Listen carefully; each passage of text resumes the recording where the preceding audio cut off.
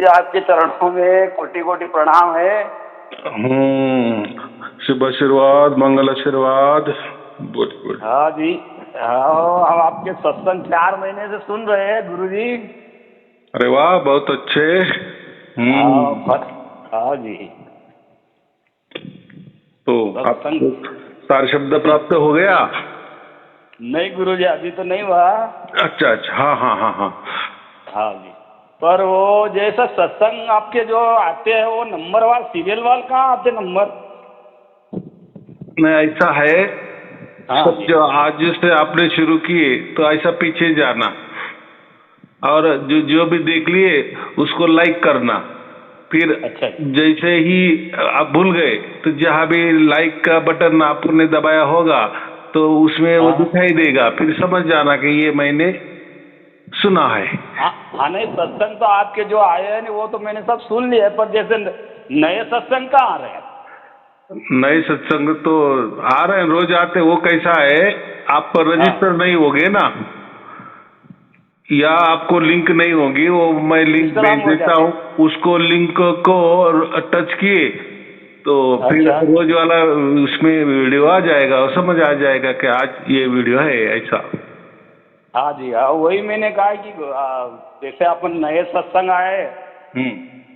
तो वो नए सत्संग नहीं आए, पुराने सत्संग जो थे वो तो मैंने पूरे सुन लिए, हाँ हाँ हाँ पर वो नए जो आ रहे हैं वो नहीं आ रहे ना, वही के वही सत्संग आते हैं।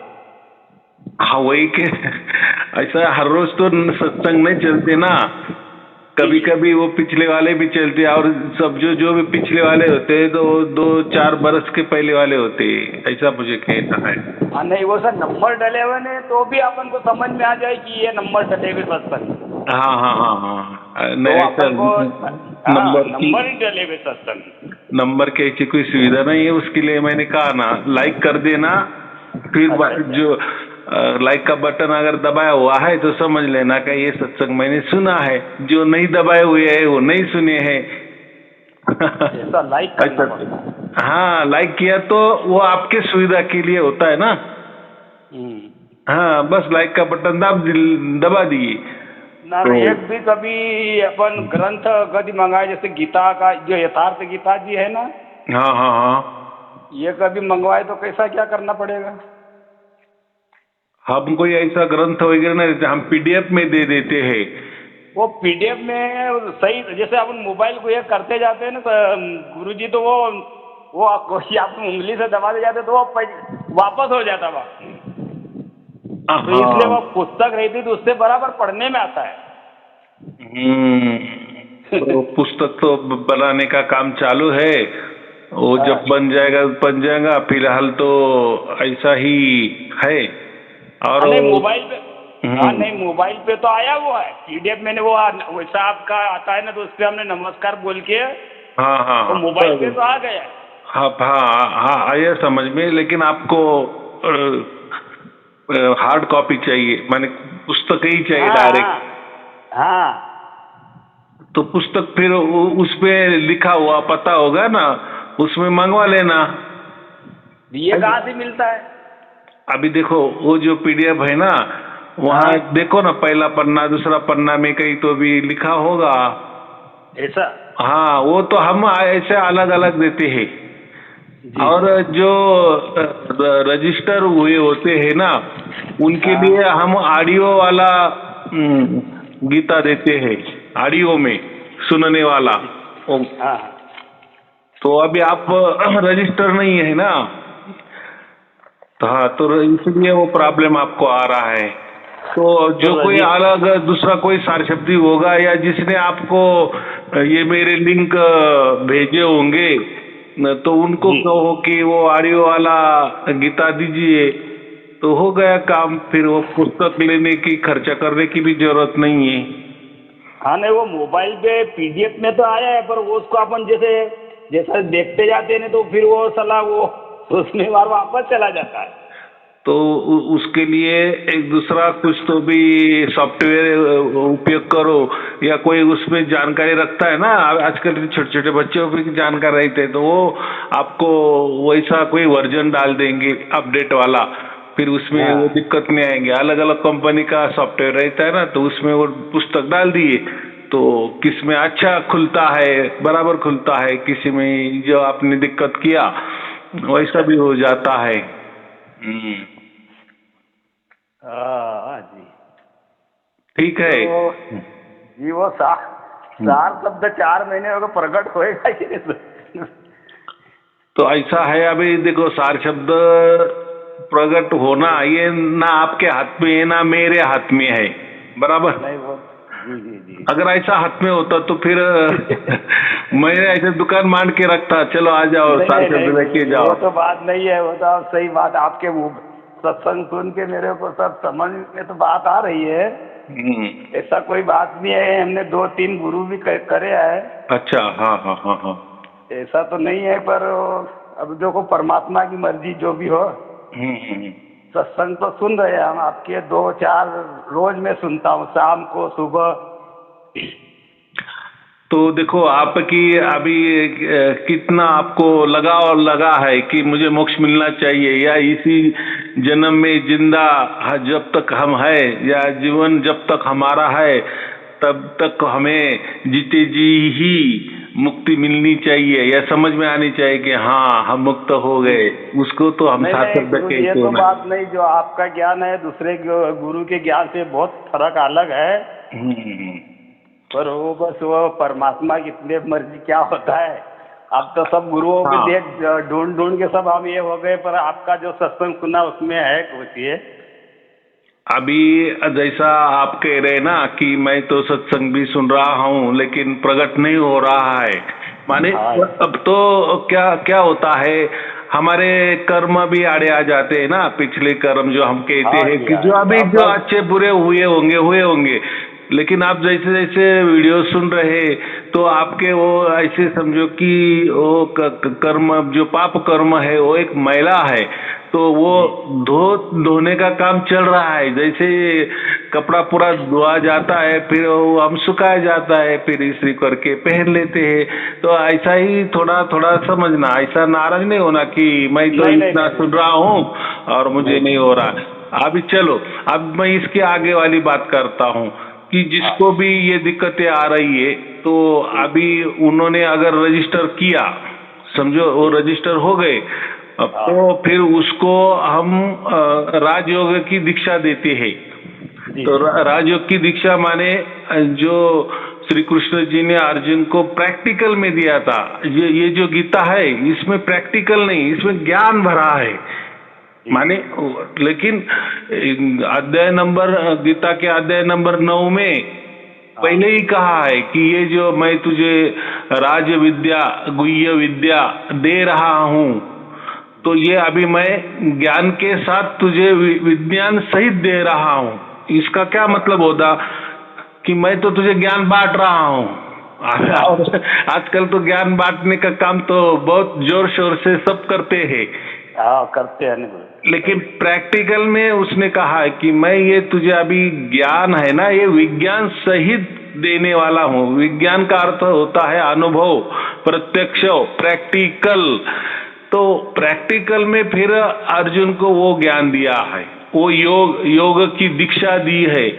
तो उसने बताया है ना कि गीता में कि ये योग माने ये प्रैक्टिकल योग मैंने पहले सूरज को दिया था, हाँ बाद में मैंने वो ईश्वाकु को दिया, हाँ जी मनु को दिया, वगैरह वगैरह, फिर राजे हाँ रजवाड़ों हाँ को दिया, बाद में वो लुप्त हो गया। जी जी जी तो फिर से मैं तुझे दे रहा हूँ। तो यहाँ लोग गड़बड़ क्या करते हैं कि वो तो गीता दी होगी सूरज को, मनु को गीता हाँ दिया। अरे भाई गीता गीता ये तो ज्ञान है ना, गीता क्या है? ये तो गीता ये क्या वेद, उपनिषद, दर्शन शास्त्र, पुराने, इसका ही निचोड़ है ना। तो जी जी अब फिर उस टाइम क्या नहीं था क्या गीता का ज्ञान, माने वेद पुराणों का ज्ञान नहीं था क्या? समझो, चलो पुराने तो आप भी वाले बने हुए हैं, लेकिन वेद का मतलब ही उपनिषद होता है, उपनिषद का मतलब ही दर्शन शास्त्र होते। तो वो टाइम तो सूरज के पहले से ही वेद थे ना, ऐसे हम कहते हैं। वो तो हाँ अपौरुषीय है, वो तो कोई मनुष्य ने नहीं तैयार किए है। तो फिर ऐसा क्यों कहा श्री कृष्ण जी ने कि मैंने ये ज्ञान सबसे पहले सूरज को दिया, माने विवस्वान को दिया, ऐसा दिया है। इसका साफ मतलब है कि वो ज्ञान नहीं है, तो वो योग दिया था। उन्होंने क्या कहा, मैंने वो योग दिया, ज्ञान नहीं दिया, या गीता नहीं बताई उसको, तो योग बताया। फिर वो योग क्या है, फिर गीता में बताया भी है ना कि योगी सबसे श्रेष्ठ होता है, ज्ञानी से श्रेष्ठ योगी होता है, तू योगी बन, बराबर। हाँ, और फिर वो बोला कि योगी बनने से क्या होने वाला है, तो फिर उसको फिर ये राज विद्या गुह्य विद्या की दीक्षा दिया, उसमें बताया है 9वें अध्याय में। फिर अभी कहा कि अभी तू परम योगी बन गया। क्या हो गया, अभी देखो, पहले योगी योगी कहा था, माने योगी माने कर्म योगी, ज्ञान योगी, भक्त योगी, तो ये सब ध्यान योगी, ऐसे अलग अलग योग बोले थे ना। जी जी बता। लेकिन सबके योग में जो राजा है, सर्वोच्च विद्या में राजा है, वो विद्या, उसको राजयोग कहा है ना। तो वो फिर प्रैक्टिकल में बताया। तो प्रैक्टिकल में क्या बताया, तो अभी प्रैक्टिकल तो प्रैक्टिकल होता है, प्रैक्टिकल तो प्रैक्टिकल होता है ना। मैंने आपको एक गाना संगीत के साथ सुनाया, बराबर, तो आप वो जो गाना है वो लिख सकते हैं, लेकिन वो जो संगीत है, पूरा गाना में तो संगीत तो रहता है कि नहीं? हाँ, रहता है ना संगीत, तो बीच बीच में बहुत सारे संगीत रहता है। अभी वो लिखेंगे क्या आप? नहीं लिखेंगे, तो वो क्या हो गया, वो प्रैक्टिकल विषय हो गया ना। हाँ, तो यहाँ ये बात कही है कृष्ण जी ने कि मैं ये ज्ञान जो है ना, ज्ञान तो कोई भी बांटता है, वैसे श्री कृष्ण जी भी अर्जुन को ज्ञान ही दे रहे थे ना, बहुत सारा, सब वेद उपनिषद का ही ज्ञान दिया था। लेकिन बाद में समझ में आ गया कि ये नहीं मान रहा है, माने इसके गले नहीं उतर रहा है। या ये देखो, अर्जुन भी गुरुकुल में सीखा था, कृष्ण भी गुरुकुल में गए थे कि नहीं बचपन से, माने बचपन में उन्होंने वेद उपनिषद दर्शन सब पढ़े थे ना। ऐसे तो वो कोई क्या उस टाइम वेद नहीं थे या गुरुकुल नहीं थे, या उनको आत्मा परमात्मा क्या होता है वो मालूम नहीं था, वो तो सब मालूम था ना। हाँ, लेकिन एक उजड़नी जो हम क्या कहते, एक वापिस उसका रिहर्सल उसने ज्ञान बताया, लेकिन ज्ञान उसके गले नहीं उतरा, फिर उसको प्रैक्टिकली दिया, बराबर। तो उसको कहते विज्ञान, विज्ञान सहित ज्ञान उसने दिया। तो वो प्रैक्टिकल क्या है, वो कोई लिखा हुआ नहीं है गीता ग्रंथ में, बराबर। और ऐसा समझो आज तक किसी ने दिया नहीं है वो प्रैक्टिकल, वो सिर्फ गीता का ही ज्ञान बताते, बोले क्या है प्रैक्टिकल, उसमें तो 9वां अध्याय पढ़ लो लेकिन प्रैक्टिकल का विषय अलग होता है। मैंने कहा ना कि गाना जब सुनते हैं, गाने के जो बोल है वो हम लिख भी सकते हैं, सुन भी सकते हैं, लेकिन जो उसमें संगीत दिया होता है वो लिखा नहीं जा सकता, बराबर, वो सिर्फ सुना जा सकता है। तो वो प्रैक्टिकल है ना। हाँ, तो ऐसा ही ये प्रैक्टिकल हमने अभी देना शुरू कर दिए है कि जो राज विद्या, ये गुह्य विद्या, गोपनीय विद्या क्या थी, श्री कृष्ण जी ने अर्जुन को क्या थी, वो हमने देना शुरू कर दिया है लोगों को। क्योंकि आज तक लोगों को वो मालूम ही नहीं था, बोले क्या है वो, तो बस अध्याय नंबर 9 पढ़ लेना, हो गया, तो पढ़ने से नहीं होता। नहीं, ये फिर वहाँ आना पड़ेगा अपन को, नासिक। हाँ, तो कैसा है, पहले आप काम करो, पहले आप रजिस्टर हो जाओ, बराबर। रजिस्टर हो जाने के बाद आपको ग्रुप में भी जोड़ा जाएगा, व्हाट्सएप में भी जोड़ा जाएगा। तो हमारे जो भी जितने भी सार शब्दी संत लोग हैं, माने जिनको पहले से ही सार शब्द की प्राप्ति हो गई है, ऐसे 7 बरस से लोग हैं जुड़े हुए हैं, फिर उनके ग्रुप में आप आ जाएंगे।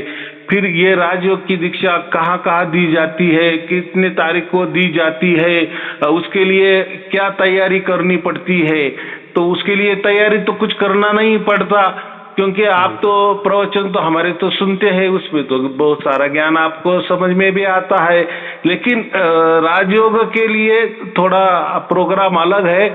उसमें हम एक ऑडियो गीता आपको दे देते हैं। वो ऑडियो गीता आपने 3 बार कम से कम पढ़नी है, माने सुननी है। वो सुनने का विषय, वो कोई पढ़ने का या पुस्तक साथ में रखने की कोई बात नहीं है। आपके मोबाइल में वो आपको ऑडियो मिल जाएगा, फिर वो 3 बार कम से कम सुनना और फिर चले आना। क्योंकि क्या है, राजयोग क्या है ये भी समझना चाहिए ना। जिस विद्या हम लेने जा रहे, जो ऐसा समझो कि 5200 साल पहले जो श्री कृष्ण जी ने अर्जुन को दिया था, वो हम लेने जा रहे हैं। ये किसी के पास नहीं विश्व में, तो ये लेने जा रहे, ये सचमुच में क्या है, बराबर। तो उसमें जो आप वो गीता सुनेंगे तो आप बोलेंगे तो गीता तो बहुत सारे हैं, या गीता के ऑडियो भी यूट्यूब में तो भरे भरे है, लाखों की तादाद में है। तो ये क्या नहीं, ये नया है, ऐसा समझो। नया माने कि है, अभी जब आप सुनेंगे ना, और औरों को भी जो उपलब्ध है ऑडियो वीडियो गीता के बारे में पुस्तकें है, तो वो जो ऑडियो है हम जो देते हैं वो अलग सा है, सबसे अलग है। अब उसमें क्या है, उसमें अलग क्या है, तो उसमें साफ साफ परमात्मा अलग बताया है, हम आत्मा अलग बताया है, और ये जो प्रकृति है, ये सृष्टि है, ये अलग बताई है। ऐसे बाकी गीता में कहीं भी बताया नहीं है, बराबर। ये माने ऐसा समझो कि बाकी जितने भी गीता लिखी हुई है या ऑडियो वीडियो निकाले हैं, वो सब शंकराचार्य मत वाले हैं। शंकराचार्य मत आपको मालूम है ना कि आत्मा ही परमात्मा होता है। हाँ, फिर आत्मा ही परमात्मा होता है तो फिर मोक्ष की कोई बात ही करनी नहीं है। बस हम सिर्फ भूल गए हैं कि हम परमात्मा है। कोई तो भी हमें याद दे देता है कि भाई तुम आत्मा नहीं हो, परमात्मा हो, बस हो गया, आपका कल्याण हो गया, मोक्ष आपका। तो ऐसा उनका मत है, बराबर। तो इसलिए वो बोले क्या मोक्ष की क्या बात करना, क्या क्या।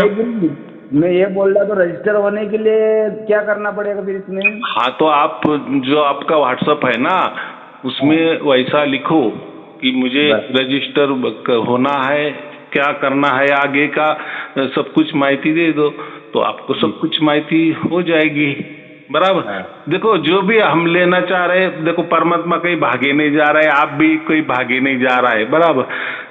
तो हमें जो भी लेना है ना, वो अच्छी तरह से लेना है, विश्वास के साथ लेना है। तो फिर अगर ऐसा होता तो मैं आपको तुरंत बोल देता, हाँ हाँ यहाँ आ जाओ, वो कोई बात नहीं है, बराबर। उसमें कोई मजा नहीं है भाई। हमने हमारा जीवन दाव पे लगा दिया है ना। एक ही बार हम मनुष्य जन्म मिला है, लेकिन वहाँ रास्ता हमें सच्चाई वाला रास्ता मिलना ही मिलना चाहिए, बराबर।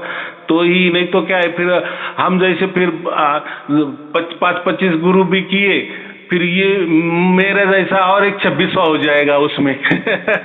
बाकी क्या हो जाएगा। तो ऐसा नहीं है यहाँ। अभी देखो, आप मेरे वीडियो भी सुन रहे, तो आपको थोड़ा समझ में आया होगा कि क्या यहाँ सच्ची सच्ची बातें बताई दी जाती है। जैसे बाकी लोग सार शब्द के बारे में बताते कि आ जाओ हमारे पास, हम आपको कोई गंदा तो ताबीज दे देंगे, कोई सार शब्द, हाँ मंत्र तंत्र दे देंगे, कोई साधना बताएंगे सार शब्द के बारे में। हाँ, तो अभी हम तो मैंने क्या कहा है, हम तो जब भी जो भी सार शब्द बन जाता है और जो रजिस्ट्री हो जाता है, उसको हम 4 वेद भी दे देते हैं, फ्री में दे देते हैं। और ये सार शब्द वाला भी 5,500 पेज वाला एक ग्रंथ भी है, वो वेद वाला ही ग्रंथ है। तो वो भी शास्त्रीय प्रैक्टिकल में विज्ञान सही तो कैसा होता है, सार शब्द क्या होता है या नहीं होता है, या जग क्यों प्रकट होता है, कैसे प्रकट होता है, किस मार्ग से प्रकट होता है, और वो प्रकट हो जाने के बाद उससे क्या मिलता है हमें, ये भी लिखा है। देखो, सार शब्द से तो हमारे जो 4 वेद है वो ही प्रकट हुए ना सर्वप्रथम, जी जो चार ऋषियों को जो वेद प्रकट हो सुना गए है। वो इसी मार्ग से हो गए। जी जी जी, सुना है, ये सत्संग में आप बताते हो। हाँ, तो इसी मार्ग से हुए। तो सार शब्द तो ये बहुत बहुमौलिक चीज है। अभी जिनके पास देखो, और मैं भी नहीं कहता ना कि ये सार शब्द मेरे पास है, मैंने कहा नहीं क्या, अगर नहीं मेरे था। पास होता तो मैं आपको तुरंत दे देता। वो लोग लेने देने की बात ही नहीं है। वो ऐसा समझो, जो डिपार्टमेंट है सार शब्द वाला डिपार्टमेंट वो डायरेक्ट परमात्मा के हाथों में रखा है, ब्रह्म के हाथों में भी नहीं। ब्रह्म, हम ब्रह्म किसको कहते, ब्रह्म तो ये हमारा आत्मा, इसको हम ब्रह्म कहते हैं। और लेकिन वो जो पर ब्रह्म जो है ना, जिसको हम परमात्मा कहते हैं, ये मोक्ष वाला ठिकाना वो है। और जो ब्रह्म को ही जानते हैं, अहम ब्रह्मास्मि वाले, ये तो फिर लोकांतर में भटकते हैं। गीता में तो साफ लिखा है ना कि जितने भी लोकांतर है, ब्रह्मलोक तक जितने भी डिपार्टमेंट है, ये लोकांतर है, उसमें आपको मुक्ति मोक्ष नहीं मिलता। बराबर। उसके लिए आपकी जितनी पुण्य का संचय है, वहां तक आप वो लोकांतर में रहेंगे, चाहे गोलोक में रहे, चाहे वैकुंठ लोक में रहे, चाहे ब्रह्मलोक में रहे, या राम जी का साकेत लोक में रहे। तो यहाँ आप शिवलोक में रहे, यहाँ वापिस आप आने वाले हो, माने मनुष्य जन्म आपको लेना तय है। लेकिन ये जो तुझे दे रहा हूँ, ये वो मैं उस परम धाम का दे रहा हूँ। और ये तो धाम हो गए, वैकुंठ धाम हो गया, उसको वैकुंठ धाम ही कहेंगे ना। ऐसा थोड़ी कह, वैकुंठ परम धाम ऐसा नहीं कहते ना, वैकुंठ धाम, गोलोक धाम, तो ये धाम है, ब्रह्म धाम, ये सब धामों में आते हैं। ये परम धाम नहीं है, लेकिन परमात्मा का परम धाम वो एक ही है कि जहाँ जाने से आप वापिस नहीं आते, ऐसा स्पष्ट लिखा है। बराबर। हाँ, और इस धाम में अगर हम गए तो वापिस आ ही सकते हैं ना, क्योंकि वैसा लिखा है ना, जैसे आपकी पुण्य कर्म खत्म हो जाते हैं तो आप तुरंत मनुष्य जन्म लेते हो, वापिस आपको वो परीक्षा देनी है। बराबर। तो सार शब्द प्राप्त अगर हमें प्रकट हो गया तो फिर हम वो परम धाम में ही जाते, माने हमें मोक्ष निश्चित है। बराबर। हाँ, अभी रही ये बात, मैं ये राजयोग की कर रहा हूँ। अभी देखो, राजयोग माने जो गीता है वो भक्ति मार्ग है। भक्ति मार्ग का मतलब क्या होता है, जैसे एक कर्मयोग होता है, माने कर्म करना, निष्काम कर्म करना, बाकी कोई लेना देना नहीं, निष्काम कर्म करते चलो, आपको आपका अच्छा हो जाएगा। बराबर। या हो सकता है आपको मोक्ष भी मिल जाएगा, लेकिन हो सकता है वैसा ज्ञान मार्ग में भी वही। ज्ञान मार्ग माने जो निष्काम कर्म करते हैं, वो परमात्मा को अर्पण करते चलना, वो ज्ञान मार्ग हो गया। थोड़ी बुद्धि लगाई उन्होंने कि निष्काम कर्म तो करते चलो, लेकिन वो जो कर्म का जो फल है वो परमात्मा के हाथ में सौंप दो, वो एक मार्ग है। और भक्ति मार्ग में कर्म करते चलो और कर्म निष्काम करते चलो, और वो जो निष्काम कर्म है उसमें जो फल मिलेगा, जो भी मिलेगा वो परमात्मा को मारूं, वो भी परमात्मा को अर्पण, और मैं जो हूँ मैं भी परमात्मा को अर्पण, माने मैं पूरा जीरो हो जाऊंगा। बराबर। इसको कहते भक्ति मार्ग। भक्ति मार्ग माने शरणागति। शरणागति माने मन की शरणागति नहीं, संपूर्ण शरणागति, संपूर्ण शरीर के साथ, मन के साथ, बुद्धि के साथ, आत्मा के साथ परमात्मा को शरणागति, उसको कहते हैं भक्ति मार्ग। लेकिन ये भक्ति मार्ग है, ये अपने को करना पड़ता है। बराबर। सार शब्द ये तो परमात्मा से आपे आप आता है। बराबर। वो तो हमने क्या किया क्या नहीं किया उसका सब वो निचोड़, उसका रिजल्ट होता है। तो लेकिन ये जो है, ये जो गीता में जो बताया गया है भक्ति मार्ग, और भक्ति मार्ग में ये जो राज विद्या बताई है, ये राजयोग बताया है, तो ये भी हमसे ही करना है, हमारी ओर से करना है। फिर उन्होंने कहा है कि ये राज विद्या, ये गुह्य विद्या जिसको भी मिल जाती है प्रैक्टिकल में, तो उसके सब पापों का मैं नाश कर देता हूँ। बराबर। तो मैंने क्या कहा पहले कि आपको सार शब्द की प्राप्ति क्यों नहीं हो रही है? तो हो सकता है आप अभी अलग अलग वीडियो मेरे सुन रहे हो, तो उससे आपको धोने का, निर्मल करने का, स्वच्छ करने का, पवित्र करने का काम हो रहा है, बराबर।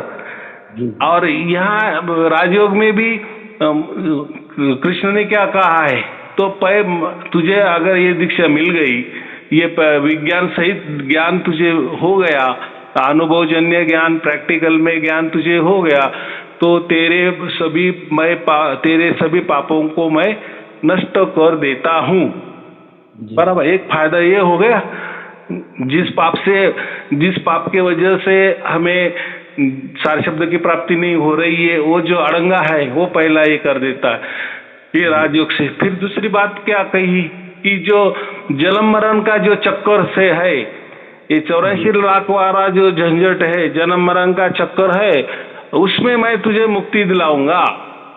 ये दूसरा फायदा उन्होंने वही गीता में बताया है, बराबर। और तीसरा फायदा क्या बताया है कि मैं तुझे मोक्ष दे दूंगा, बराबर। लेकिन यहाँ बात ऐसी है कि ये भक्ति मार्ग जो है कि प्रैक्टिकल में परमात्मा को शरण कैसे जाना है, हर कर्म हमारे परमात्मा को अर्पण कैसे होते हैं, हमारा मन परमात्मा को अर्पण कैसे करना है, बराबर। माने हमारी भक्ति हो गई, हमारा ज्ञान हो गया, हमारा कर्म हो गया, हमारा ध्यान हो गया, क्या जो भी कुछ है पूरा की पूरा परमात्मा को अर्पण होना चाहिए। जब परमात्मा को अर्पण हो जाता है तो हमें मोक्ष निश्चित मिलता है, बराबर। और जब तक मोक्ष नहीं मिलता तब तक जितना हमारी जिंदगी चल रही है, तो उसमें जो होने वाले जो हमारे पाप है या हो गए हैं, तो वो हमें उसी में हम रहते हैं ना। राजयोग दीक्षा में क्या होता है, वो हमें करनी पड़ती है, माने चलते फिरते राजयोग में चलना, खाना खाना राजयोग में खाना, कहीं भी देख रहे राजयोग में दिखना, कोई भी किसी से बात कर रहे राजयोग में करना। तो ये जो करना होता है वो हमारी ओर से करते हैं हम, बराबर। जितना हम जागृति में रहते हैं, माने सुबह से जैसे उठते हैं तो रात को सोने तक राजयोग में वो करना है, और वो इतना इजी है, बहुत सहज है। तो लेकिन हमारे से करना पड़ता है, और वो जैसे करते हैं तो फिर दिन भर में हम अगर राजयोग में ही कर्म कर रहे हैं, ज्ञान ले रहे हैं या भक्ति कर रहे हैं, तो पूरा की पूरा परमात्मा को उसी टाइम उसी सेकंड में उसके चरणों में वो चला जाता है, अर्पण होते जाता है। फिर देखो दिन भर में कितना हमारे मन में अच्छे बुरे विचार आ जाते हैं कि नहीं। तो जो अच्छा है वो भी परमात्मा को अर्पण, जो बुरा है वो भी परमात्मा को अर्पण, जो पाप है वो भी परमात्मा को अर्पण, जो पुण्य है वो भी परमात्मा को अर्पण। तो हमारे पास कुछ नहीं, हम जीरो होते जाते हैं ना। हाँ, तो फिर हमारे पाप भी नष्ट हो जाते हैं, और उसका भुगतान भी हमें आगे करना नहीं पड़ता, कोई अलग योनि में जाकर या कोई जन्म लेकर वो भी भुगतान नहीं करना है। देखो यहाँ पाप का भी भुगतान होता है, माने पाप भी परमात्मा को अर्पण हो जाते हैं, हम स्वच्छ पवित्र निर्मल बन जाते हैं, और उसका आगे हमें कोई जन्म नहीं मिलता है। तो इसलिए तो माने उसकी जो हमें पाप और पुण्य का जो हिसाब से अगला जो जन्म मिलने वाला है वो नहीं मिलते हैं। पुण्य का भी वैसा, ऐसा नहीं कि पाप माप हो जाएंगे और पुण्य का हमें फल मिल जाएगा, तो ऐसा नहीं होता। तो ये राजयोग में यही लोगों को गड़बड़ लगती है, यार पाप तो ठीक है, पाप से हमें तो हर किसी को मुक्ति चाहिए, बराबर। या पाप तो होते ही रहते हैं, हर रोज होते हैं, या पहले बहुत सारे हो गए हैं, या हमें वो तो पाप हो गए या पुण्य हो गए, पुण्य काम हमसे हो गया वो भी हमें मालूम नहीं है, बराबर। या हम उसकी भी कैटेगरी नहीं कर सकते ना। जी सर। अभी आप अगर सत्यवान हो, सत्य के रास्ते पे चलने वाले हो, और एक गाय आपके सामने से गुजर गई, बराबर, पूरब दिशा में चली गई, आपने देखा, बात सत्य है, लेकिन एक पीछे से कोई आदमी आ गया, उसने बोला कि यार वो एक गाय यहाँ से गुजर गई, देखा आपने? तो आप तो सत्यवादी है ना, आपने बता दिया देखो ये देखो पूरब में गई, ऐसी गई, ये रास्ते पे गई। लेकिन अभी ऐसा आपने तो अच्छा काम किया, आपके मन से तो बराबर की नहीं। चलो ये बेचारे की गाय गुम हो गई होगी, बेचारा यहाँ वहाँ देखता होगा, लेकिन चलो हम इसके काम में आ गए, हमने तो बता दिया कि ये रास्ते दे, आप भी गई, 10 मिनट हो गए। लेकिन आपको बाद में मालूम होता है या नहीं होता है, किसी से मालूम हो जाता है। आपने आपको मित्रों को भी एक बात बता दी, अरे कोई किसी गाय मैया खो गई थी, तो उसने बेचारे ने पूछा कि आपने देखा क्या? मैंने तो बता दिया कि ये था। अरे अरे तूने क्या कर दिया? अरे क्या हो गया? अरे वो तो कसाई था। बराबर की नहीं? सही बात है। अरे वो तो कसाई था। माने अभी आपने देखो, जब आपका मित्र जो था उसने जब तक नहीं बताया था तब तक आप वो क्या बोले, आपका पुण्य ही काम हो गया ना आपसे, आपके हाथों से। आप ऐसे ही सोच के चले थे ना, मैंने पुण्य का काम किया। लेकिन जब मित्र ने आपको बताया वो कसाई था, अरे बोले कि अरे ये तो मैंने बहुत गलत कर दिया। बराबर सही। तो मतलब क्या है, कहने का मतलब कि हम जो भी काम करते हैं ना, उसमें हम पाप वाले काम कर रहे हैं या पुण्य वाले काम कर्म कर रहे हैं, नहीं समझता। इसलिए पाप और पुण्य दोनों भी परमात्मा को अर्पण करते जाना है।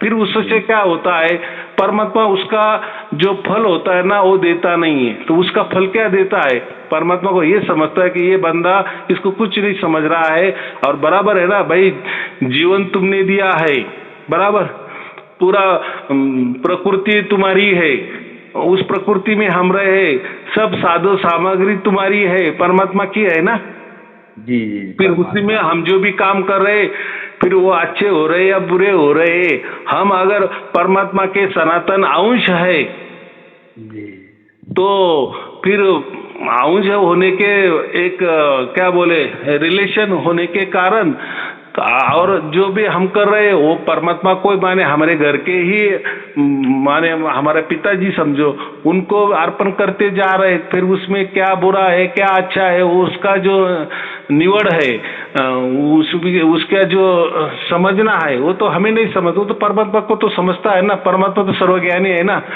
तो परमात्मा को यही समझता है कि मेरा बच्चा सब कुछ मुझे अर्पण करते जा रहा है, वो ये नहीं देख रहा है कि ये अच्छा हो गया है क्या बुरा हो गया है, ये पुण्य वाला काम हो गया है क्या पाप वाला काम हो गया है, लेकिन मुझे से वो अर्पण करते जा रहा है। तो फिर वो उसका क्या होता है, परमात्मा ऐसा समझो कि वो सब माफ कर देता है। चलो भाई तुझे मैं पाप का भी तुझे मैं कुछ नहीं दूंगा, फल नहीं दूंगा, और पुण्य का भी नहीं दूंगा, ये तू दोनों भी तू छोड़ दे, मेरे पे अर्पण कर दे। फिर उसका वो निर्णय क्या देता है, रिजल्ट क्या देता है, फिर ये पाप पुण्य जो हो गए उसका रिजल्ट वो मोक्ष वाला दे देता है। बराबर, तो देखो कितनी महिमा है ना इसके पीछे का लॉजिक कितना अच्छा है। गीता में तो वही लॉजिक बताया। लेकिन क्या होता है कि फिर हर कर्म, फिर जो हमारे से अच्छा कर्म हो रहा है या बुरा कर्म हो रहा है, पाप वाला कर्म हो रहा है या पुण्य वाला कर्म हो रहा है, ये हमें समझता ही नहीं है, हम यही अटक जाते हैं ना, फिर गड़बड़ हो जाती है। अच्छे काम हो गए तो ठीक है, लेकिन कोई पाप कर्म हो गया तो माने ये दोनों का भी फिर कुछ ना कुछ हमें आगे जाके फल मिल जाता है। माने पापों से हम दुखी हो जाते हैं, पुण्य से थोड़े हमारे अच्छे भी दिन आ जाते हैं, लेकिन हर रोज तो कोई पुण्य का काम नहीं करता, हर रोज तो कोई पाप का काम नहीं करता, ये तो दोनों मिक्सिंग हो जाते हैं, वो तो परिस्थिति अनुरूप हो जाता है ना। मैंने क्या कहा कि हमें वो समझता भी नहीं कि हम पाप कर्म कर रहे या पुण्य कर्म कर रहे, तो उससे अच्छा कि परमात्मा को अर्पण करते चले। तो फिर वो जो टेक्निक है, वो जो विधि है, वो जो दीक्षा है, वो जो साधना है, वो उसी के लिए है कि चलते फिरते हम हर क्षण अगर परमात्मा को कनेक्ट रहेंगे तो फिर ऑटोमेटिक परमात्मा को वो सब हमारे जो पाप पुण्य उसको अर्पण होते जाएंगे ना। हाँ, फिर उसका रिजल्ट परमात्मा हमें मोक्ष का दे देता है। इतना सहज बात है। और सार शब्दी वाले को तो परमात्मा उनके पास ही है ना, उनके लिए तो वो कोई टेक्निक करने की जरूरत ही नहीं, वो तो और परमात्मा उसके तरफ से होके आया है ना सार शब्द में। हाँ जी हाँ। हाँ, तो और ऐसा भी है कि चलो आपको सार शब्द भी प्राप्त हो गया और आपने राजयोग की दीक्षा भी ले लिया, तो डबल इंजन का काम हो गया ना। ऐसा, क्योंकि देखो जो सार शब्द है उसका काम सबसे महत्वपूर्ण मोक्ष देना है, मोक्ष का काम आपका फिक्स हो गया है वहां, बराबर। अभी रही हमारी जिंदगी चल रही है, तो मैंने क्या कहा कि पाप पुण्य तो हमारे हाथों से होने वाले ही है। हाँ, अभी कहाँ हम उतना दिमाग लगाए कि ये पाप कर्म है या पुण्य कर्म है। अभी जैसा है परिस्थिति, जैसा माहौल होता है उसी हिसाब से हम, जैसा पानी का प्रवाह होता है उससे हम बह जाते हैं, तो कर्म का भी वैसा है ना, बहना ही पड़ता है ना।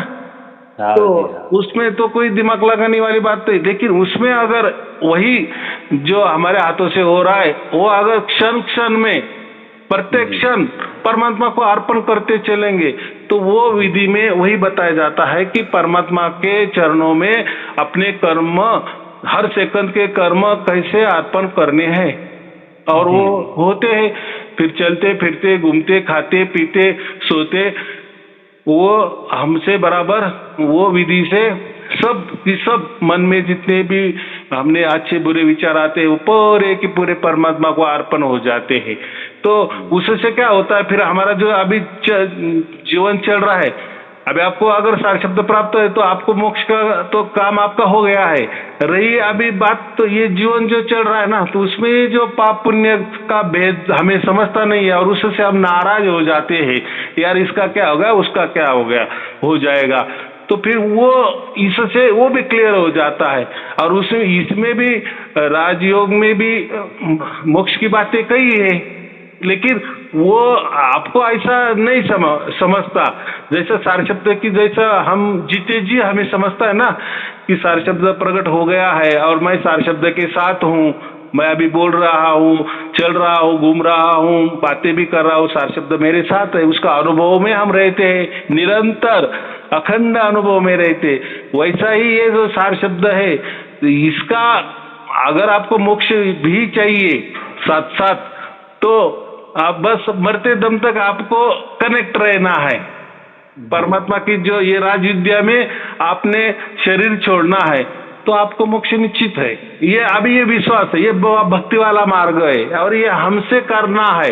और ऐसा समझो कि अभी आपको सार शब्द की प्राप्ति नहीं हुई है, बराबर, आपने अभी राजयोग की दीक्षा ले ली है, फिर आपको हो सकता है कि आपके पाप कर्म भी नष्ट हो जाते हैं और आगे आगे जाके जो सार शब्द को आपको जो टाइम लगता था प्रकट होने में, हो सकता है इससे जल्दी हो जाएगा, बराबर। और नहीं भी हो गया तो आप परमात्मा से ये भक्ति मार्ग से कनेक्ट तो है ही, प्रत्यक्ष आप कनेक्ट हमें है ना, और वो तो आपके हाथों में है कनेक्ट रहना नहीं रहना, तो वो तो आपको मालूम है। अगर आपको ये पाप पुण्य से बचना है या इनके आगे वाला जो कोई रिजल्ट मिलने वाला है उसको बचना है, माने आगे वाले जो सुख दुख से बचना है और परमात्मा की ही शरण में रहना है, तो फिर इसलिए राजयोग अच्छी बात है और वो करते करते फिर आपको मोक्ष निश्चित मिल जाता है, बराबर।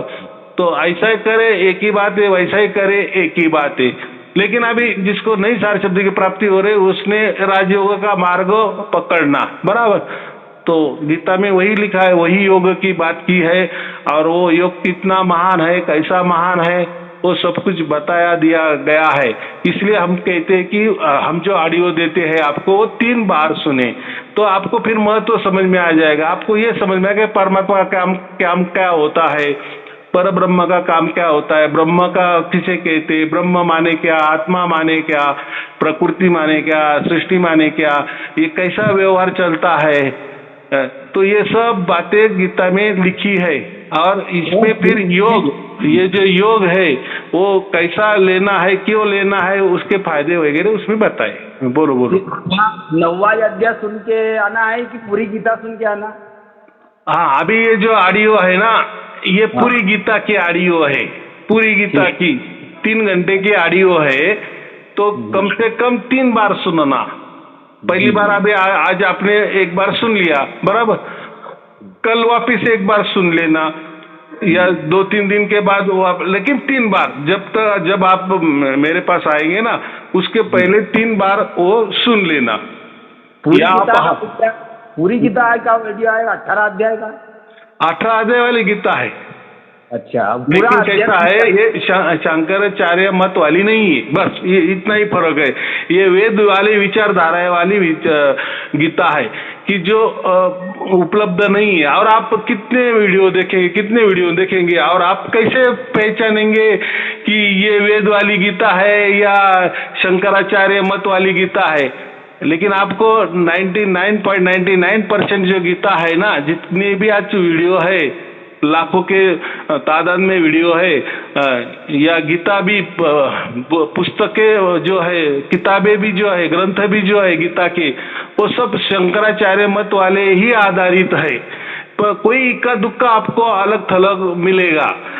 जैसे इस्कॉन वाली जो गीता है ना, इस्कॉन वाली गीता भी थोड़ी वेद वाली गीता जैसी है, पूरी नहीं 100% वाली नहीं। लेकिन ये जो हमारे पास जो ऑडियो है, तो ये पूरी की पूरी वेद उपनिषद के आधारित वाली गीता है, जिससे जो मोक्ष वाली जो संकल्पना है वो, और ये जो इनका जो कृष्ण वाला जो ये है ना मोक्ष वाली थीम, इनका मोक्ष मिलना माने गोलोक में जाना, बराबर। और हमारा क्या कहना है, लोकांतर में जाना ही नहीं, हमें परम धाम में जाना है। ये गोलोक धाम को ही गोलोक परम धाम बोल देते हैं। तो चलो, उनकी विचारधारा है, जिसको वो अच्छी लगती है वो उसमें जाए, बराबर। इसका मतलब क्या है, उनका कहना क्या है कि जो श्री कृष्ण जी है उनका धाम जो है वो गोलोक है, और जो गोलोक में जाता है उसको मुक्ति मिल जाती है, मोक्ष मिल जाता है। लेकिन हमारे हिसाब से, वेदों के हिसाब से, उपनिषदों के हिसाब से परमात्मा का जो ठिकाना है वो कोई लोकांतर वाला ठिकाना नहीं है। तो वो ये गीता में बराबर बता दिया गया है। अभी देखो, वो उनकी विचारधारा है, तो वो उनकी विचारधारा ही वो गीता में लाएगी ना, बराबर। उनके हिसाब से ये जो श्री कृष्ण जी है यही परमात्मा है, सगुण साकार परमात्मा है। और वेदों में तो परमात्मा को सगुण साकार नहीं बताया है ना, निर्गुण निराकार बताया है ना। हाँ, आजन्मा बताया है ना, परमात्मा कभी जन्म नहीं लेता। तो चलो, अभी वो बहुत गहरा वाला विषय है, और मेरे हर प्रवचन में उसके ऊपर मैं तो टीका टिप्पणी तो करता ही हूँ। लेकिन आपको अगर सार शब्द की प्राप्ति नहीं हो रही है, देरी हो रही है, तो अभी ये शॉर्टकट मार्ग थोड़ा सा अपनाओ, भक्ति मार्ग। शॉर्टकट माने भक्ति मार्ग। आप ये जो मार्ग आपने किया, प्रवचन सुन रहे, ये ज्ञान ले रहे, ये ज्ञान मार्ग है, बराबर। फिर ज्ञान मार्ग से वो प्रकट ज्ञान हो जाता है, माने सार शब्द की प्रैक्टिकल में हो जाती है। और बहुत लोगों के ज्ञान मार्ग भी है, लेकिन उनका ज्ञान मार्ग माने बस सुनते रहना, तत्व ज्ञान समझाते रहना कि परमात्मा क्या होता है, आत्मा क्या होना, बस समझना, ये उनका ज्ञान योग है। और हाँ, ये सार शब्द है, ये ज्ञान योग नहीं, ये परम ज्ञान योग है। ये ऐसा कहो कि प्रगट ज्ञान है, प्रत्यक्ष अनुभव में आने वाला ज्ञान है, बराबर। ये ऐसा दोनों में फर्क है। तो चलो, आप जैसे वो सुनेंगे, वो ये राजयोग वाली गीता भी सुनेंगे, तो उसमें भी सब कुछ आ जाएगा। बस चलो, और क्या पूछना है? बस यही तो पूछना था कि भाई कैसे आना है। हाँ, तो आप पहले व्हाट्सएप में ये करो, फिर आपको सब कुछ बता दिया जाएगा, बराबर। व्हाट्सएप ये नंबर से गुरुजी? हाँ, ठीक है, ये नंबर है ना। तो देखो, हमारे पास ऐसे हजारों नंबर है, तो अभी आप उसमें लिखो, नमस्ते करो, और कहो कि हमारी बातचीत अभी हो गई थी, और उसमें आप मुझे जोड़ लो, रजिस्टर कर लो, उसमें क्या प्रोसेस है वो बताओ, मैं जुड़ना चाहता हूँ। फिर बाद में फिर राजयोग दीक्षा कैसी लेनी है, कब लेनी है, वगैरह वगैरह, वो सब फिर आ जाता है। बस एक बार घर में आ गए तो फिर सब बातें होती ना। वैसा ही एक बार व्हाट्सएप में आप जुड़ गए तो आपको सब कुछ हो जाएगा, मिल जाएगा, तब तक नहीं, बराबर। चलो ठीक है, आपको और आपके परिवार के लिए शुभ आशीर्वाद, मंगल आशीर्वाद। सत्य साहेब जी, सत्य साहेब जी, सत्य साहेब जी।